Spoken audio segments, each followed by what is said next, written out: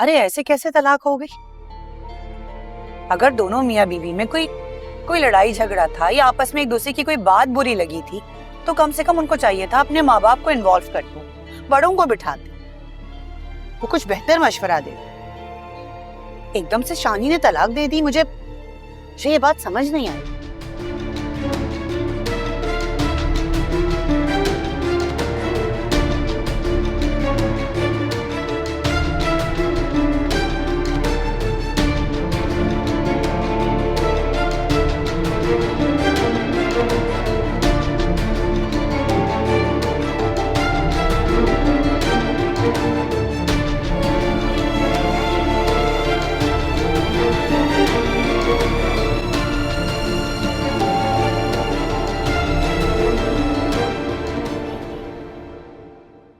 अच्छा, तुमने मुझे मुझे सब कुछ पहले क्यों नहीं बताया?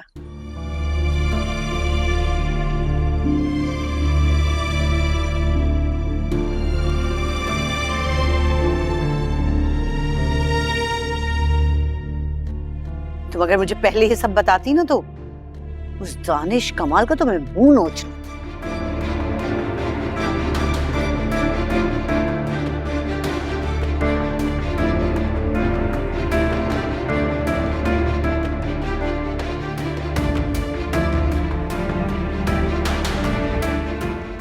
ऐसे कमीने लोग होते हैं जो बच्चियों की गलतियों से नाजायज फायदा उठाते हैं, उनको अपने मकसद के लिए इस्तेमाल करते हैं।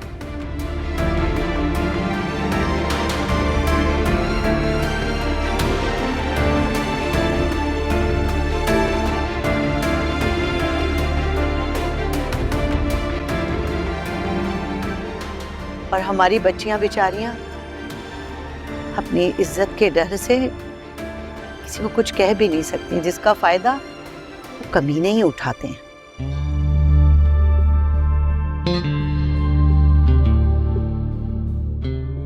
रमशा बेटा, तुम्हें चाहिए था तुम मुझ पे एतबार करती, मुझे बताती, मैं शानी से बात करती, उसे समझाती।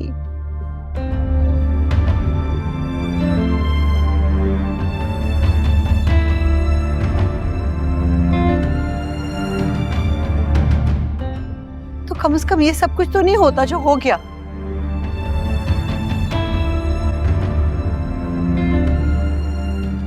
मैं बहुत डर गई थी चाची, मुझे कुछ समझ में नहीं आया था कि मैं क्या करूं। इसी डर का तो फायदा उठाया था उसने।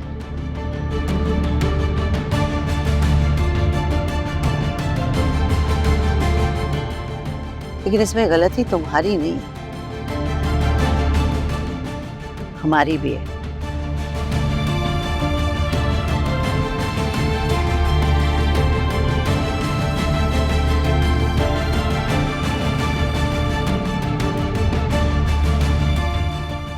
हम वालिदैन पहले अपने बच्चों को खुली छूट देते हैं, उनको किसी बात से रोक टोक नहीं करते, और जब वो इस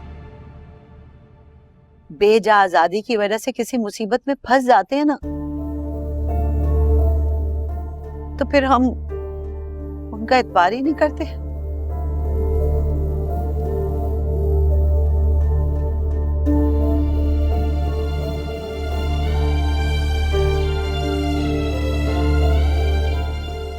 उनकी किसी बात पे एतबार नहीं करते उनका।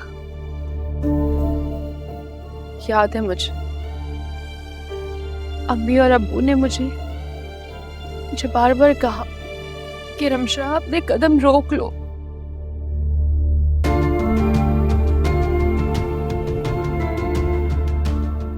बाज आ जाओ, लेकिन मैंने उनकी एक बात नहीं मानी। सिर्फ इसीलिए आज मेरा यह अंजाम हुआ है। काश मैं उनकी बात मान लेती ना चाची, तो आज ये पछतावा मेरा मुकद्दर नहीं बनता।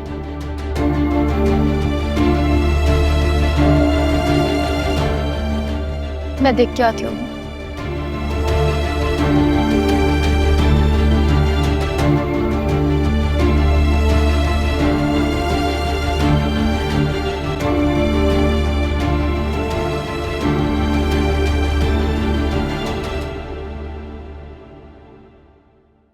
माँ, अगर तुम्हारे चेहरे का रंग यूं ही उड़ा रहा और ये परेशानी रही तो सब कुछ शक हो सकता है, बल्कि पता भी चल सकता है। इसलिए अपने आप को रिलैक्स करो।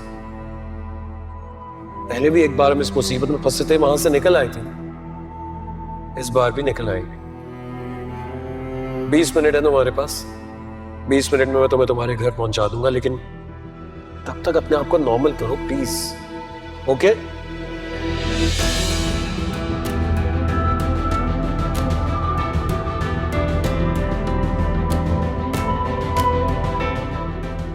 ये लो बेटा चाय।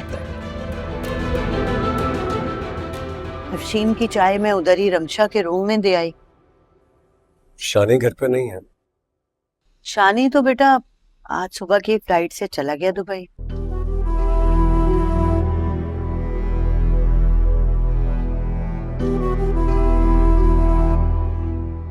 मैं सोची थी अगर रमशा ने मुझे ये सब कुछ पहले बता दिया होता ना, तो मैं यहां तक नौबत ही ना आने देती।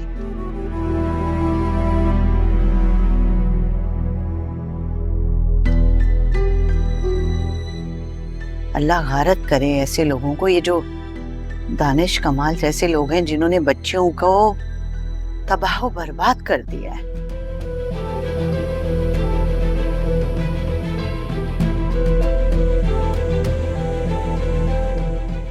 अब देखो ना, इतनी छोटी सी उम्र में तलाक का दाग हमारी रमशा पे लग गया।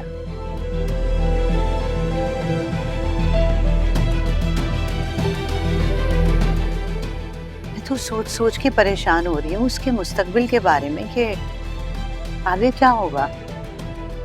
आंटी, रमशा अपनी इद्दत का वक्त कहाँ गुजारेगी? बेटा रमशा के लिए तुम बिल्कुल भी परेशान मत हो।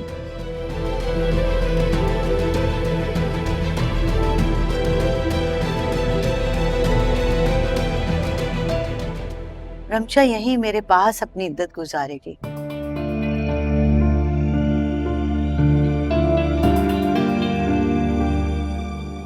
तो शानी भी यहाँ नहीं है, दुबई चला गया है।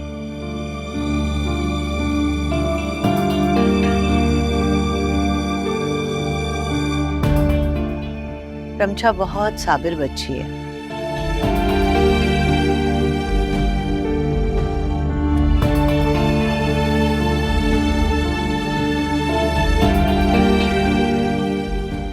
मुझे यकीन है अल्लाह ताला उसे उसके सब्र का अजर जरूर देगा। शादी। बेटा चाय पियो ना। जी आंटी, आप प्लीज पप्पो को बुला दीजिए, मुझे एक जरूरी काम से जाना है। अच्छा।